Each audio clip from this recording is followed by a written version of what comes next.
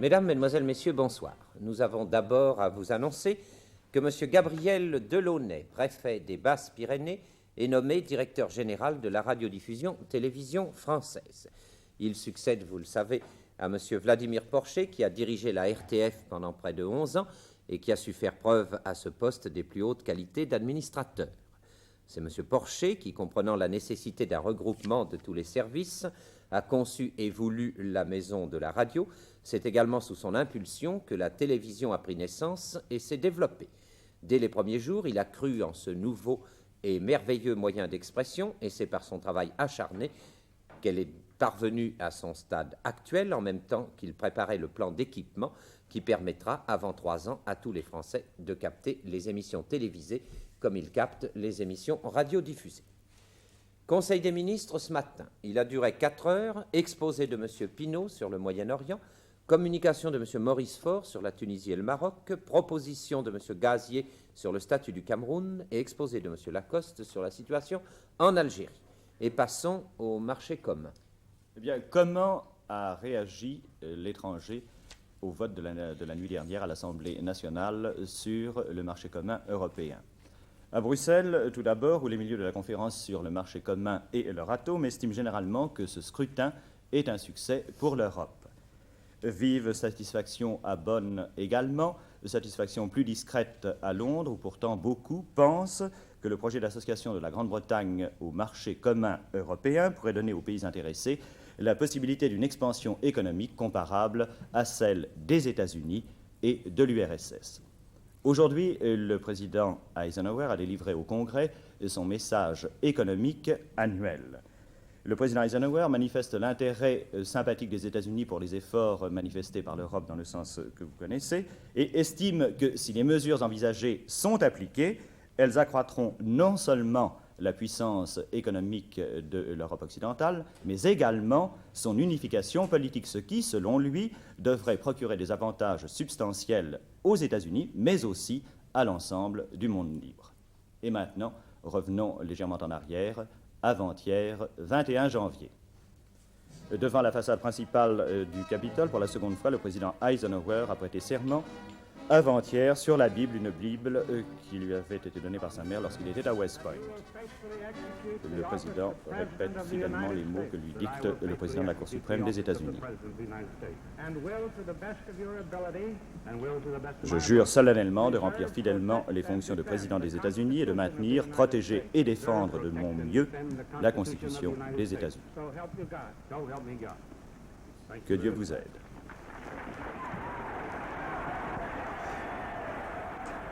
De Hongrie, nous apprenons que Varga et les frères Laszlo et István Bastava ont été condamnés à mort par le tribunal militaire de Budapest. D'autres se sont vus infliger de 5 à 10 ans de prison.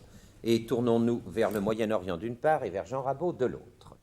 Eh bien, il y a eu cet après-midi un discours du président Ben Gurion devant le Parlement de Jérusalem. Le président Ben Gurion a défini à quelles conditions Israël entendait évacuer complètement les territoires qu'il avait conquis, c'est-à-dire en particulier ceux qu'il conserve encore, la bande de Gaza et la périphérie du golfe d'Aqaba, comme l'ONU l'a demandé. Pour Gaza, Israël a déjà retiré ses troupes, mais maintenu son administration et sa police. M. Ben Gurion admet que la force de l'ONU puisse s'y installer, mais la police israélienne devrait y rester en collaboration avec la force internationale qui, à elle seule, ne pourrait pas empêcher les attaques des Fedayines. Pour Aqaba, la liberté de passage des bateaux israéliens doit être assurée, soit par un traité conclu avec les 3 pays arabes riverains du Golfe, l'Arabie saoudite, la Jordanie et l'Égypte, soit par la force des Nations unies, au moins jusqu'à un règlement final. Cependant, du côté du colonel Nasser, on esquisse encore un chantage. On dit « si Israël n'évacue pas, nous suspendrons les travaux de déblaiement du canal ». Cette double prise de position a lieu, je le rappelle, parce qu'on attend à l'Assemblée des Nations Unies le rapport de M. Hammarskjöld, qui sera fait sans doute lundi. Pendant ce temps, le roi Ibn Saoud fait escale à Naples avant de gagner les États-Unis. Au Palais Royal, le souverain arabe a particulièrement apprécié, nous dit-on, une exposition de peinture pompéienne.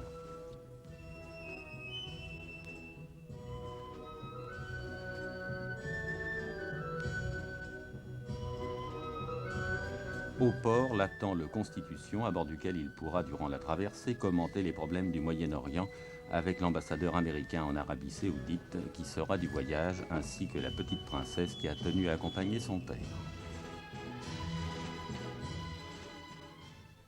À l'ONU, le débat sur le Togo doit commencer incessamment.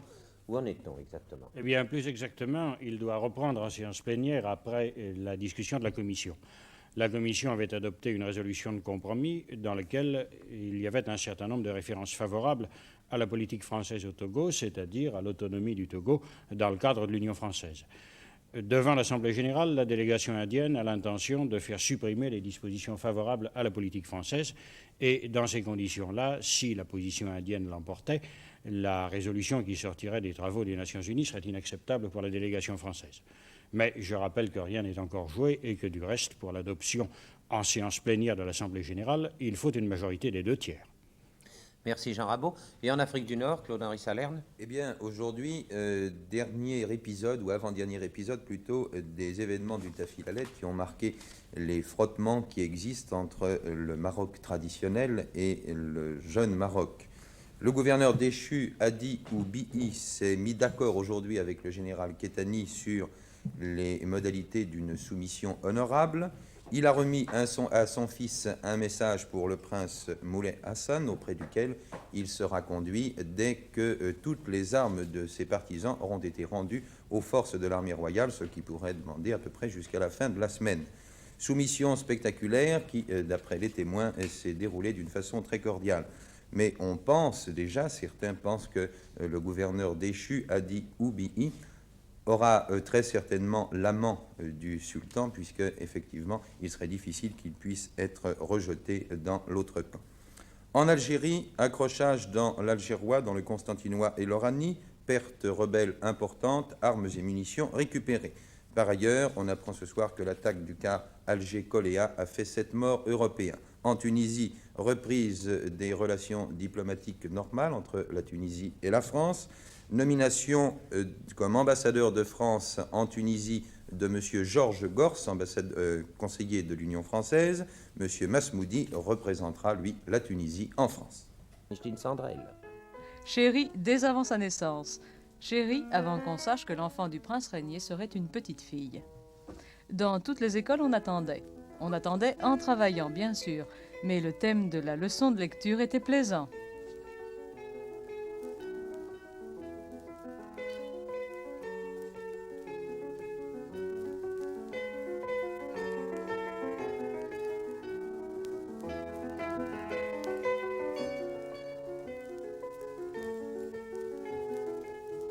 Après avoir lu des yeux et s'être familiarisé avec ces syllabes, c'est le moment de la lecture collective. Lecture qui ne durera pas longtemps, elle se transformera en leçon de calcul. Le canon bientôt se fera entendre, toute la principauté se met à compter, avec un intérêt qui va croissant. Le silence après la 21e salve leur a appris à tous que la princesse Caroline était née. Elle est née à 9h27, on vous l'a dit, elle est brune et elle a les yeux bleus.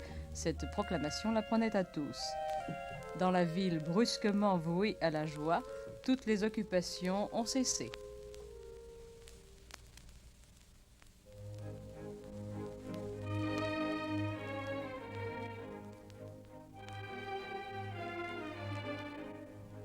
Tous les monégasques immobilisés avaient ce même visage heureux.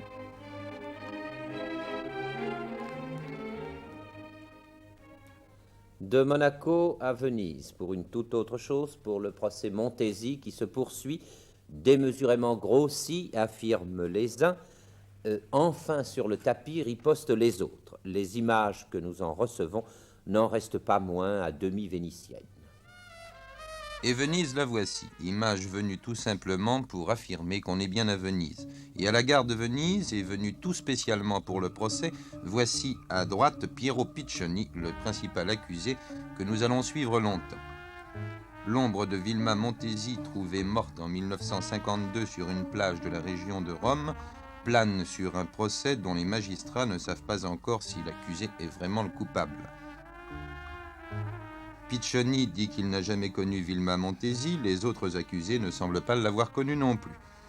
Dans cette salle, aujourd'hui, la lumière ne semble pas devoir se faire facilement, sur une affaire dont on pense une fois encore qu'elle peut être ou qu'elle a pu servir à camoufler une diabolique manœuvre électorale visant l'aile droite du Parti chrétien-démocrate.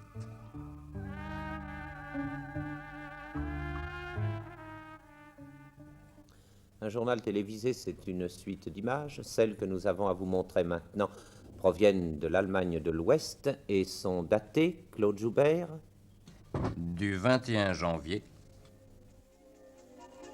où pour la première fois depuis la fin de la Seconde Guerre mondiale, les jeunes Allemands âgés de 19 ans se sont présentés devant les conseils de révision. Ils sont ainsi 100 000 qui, nés en 1937, attendent, comme ceux-ci à Munich, de passer devant les médecins et la commission qui décideront s'ils sont bons pour le service. Mais 10 000 d'entre eux seulement seront incorporés pour faire leurs 12 mois de service militaire. On sait que la Bundeswehr, la nouvelle armée allemande, a été prévue démocratique et c'est pourquoi les jeunes recrues auront un premier contact sans uniforme avec l'armée. Ce sont en effet des fonctionnaires civils qui les ont reçus et c'est sans doute afin de ne pas choquer leurs pudeurs respectives que c'est en slip de bain que les jeunes gens passent devant les commissions médicales.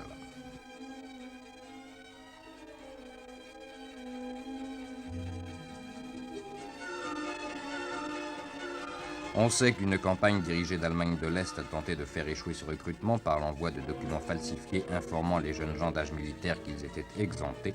Plusieurs milliers de ces documents ont été envoyés, mais il ne semble pas que la campagne ait donné des résultats. Et le 21 janvier au soir, 2500 jeunes gens avaient reçu leur livret militaire.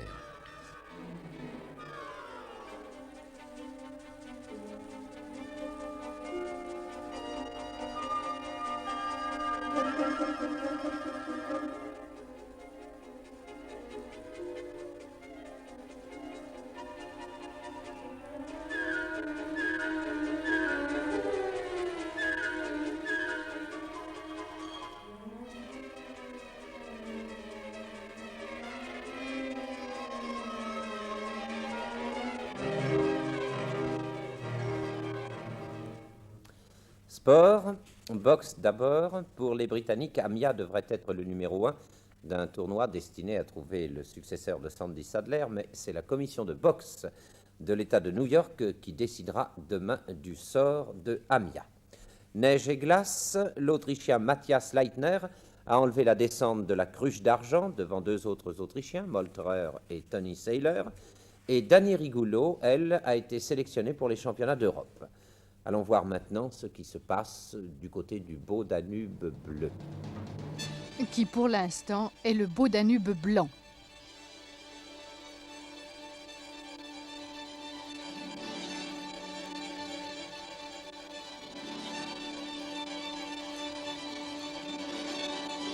Le carcan de glace qui recouvre le fleuve ne mesure pas moins ici de 6 mètres d'épaisseur.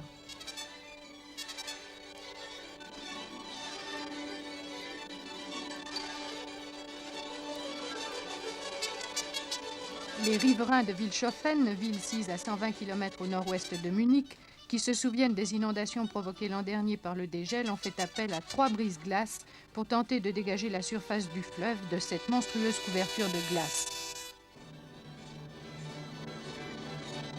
L'équipage de ces bateaux poursuit jour et nuit sa tâche pour redonner au fleuve un peu de vie et de couleur.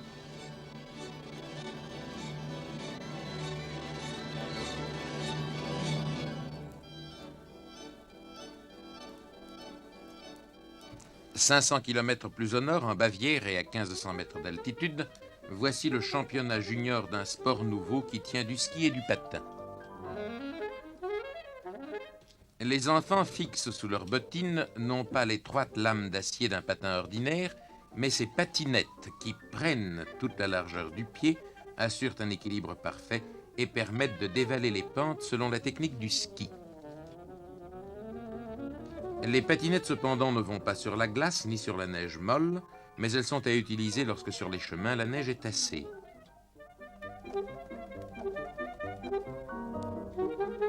Parmi 145 patino-skieurs, guettez le numéro 35 qui sera Wolfgang Schwarzenberg, le fils du champion de kayak habitué de vos écrans l'été. Le voici. Il promet. Les patinettes faciles à diriger et peu encombrantes apportent un élément nouveau à la querelle célèbre ski long ou ski court. Ici, l'on a choisi les skis très courts.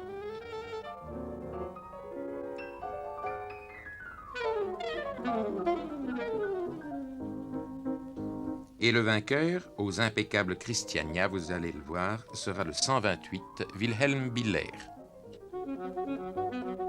Le voici. Oui, nous avons encore quelques images à vous montrer.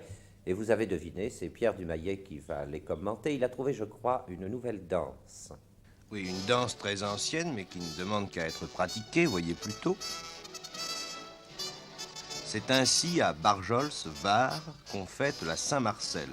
On fête Saint-Marcel sur place. Pourquoi cette tradition m'est inexplicable et le fait que Barjols soit connu pour ses tanneries ne me fait pas avancer d'un pas, eux non plus d'ailleurs.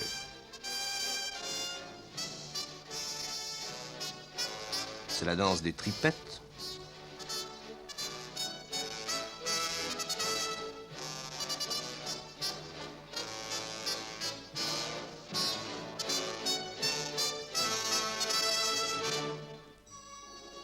Monsieur Curé ne danse pas tripette, mais les enfants de chœur, eux, si.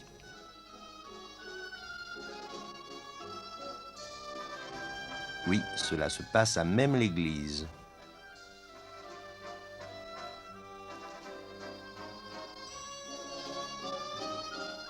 Voici une autre histoire que j'aurais bien du mal à vous expliquer s'il n'y avait pas ces images. Regardez bien, vous ne voyez pas l'ombre de ces gens. Et c'est normal que vous ne voyez pas leur ombre, puisque c'est précisément contre leur ombre qu'ils boxent. Tous les matins, dans le parc le plus vert de Pékin, des solitaires se livrent à cette lutte. Ce n'est pas parce qu'ils ont peur de leur ombre qu'ils la battent, c'est parce que ça leur fait du bien. On guérit ainsi, paraît-il, des maladies inconnues même des médecins.